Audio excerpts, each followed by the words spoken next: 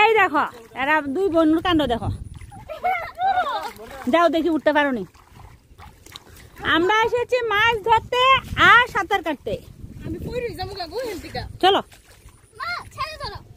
মা ছাতা ধরো।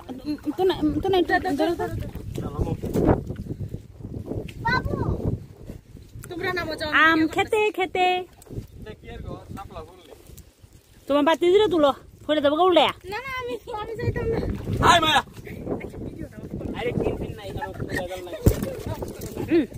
ভিডিও অফ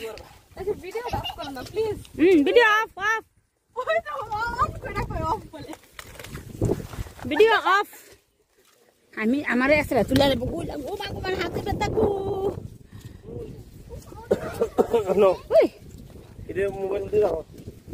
মানে আমি মোবাইল ধরার জন্য এসেছি নাকি?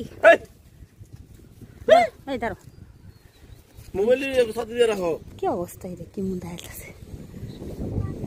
এলাম এলাম গোপাল বার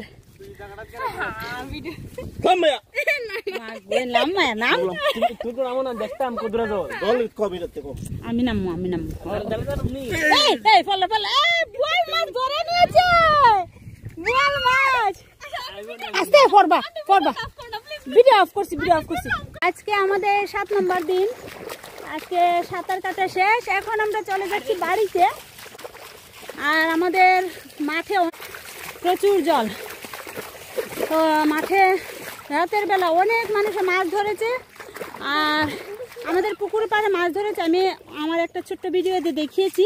এ বাবু এটা কি করে মামনে মামনে ধরো ধরো ধরো। আরে ফ্রিতে মাছ পেয়ে গেলাম একটা। মাগু ওয়াও আমাদের ভাগ্যটা এত ভালো ভাবতেও পারিনি। সত্যি বলতে একদম আশা করেছিলাম ছোট ছোট মাছ পেয়ে গেছি বড় মাছ।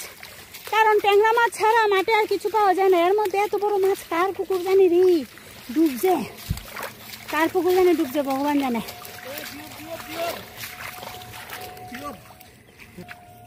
মামনি টিউবটা নিয়ে আসো।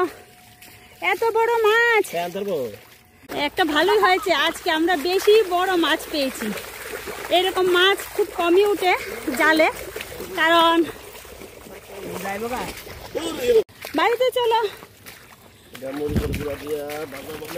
ও টেস্টি দেখো আমরা পুকুরে অনেক সময় চেষ্টা করেছি মাছ ধরার জন্য। পুরো জাল খালি এই দেখো ব্যাগ খালি। পুকুরে একটা মাছও পাইনি। আর এই বন্যার জলে মাঠের মধ্যে এত বড় মাছ পেয়ে গেলাম মানে ভাবতে অবাক লাগছে। কল্পনাতীত। এটা ওই মাঠের মধ্যে কিন্তু এখনো মানুষ মাছ ধরছে।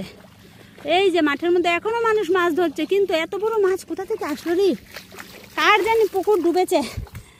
হ্যাঁ আমাদের ভাগ্য ভালো আমরা এত বড় একটা মাছ পেয়েছি।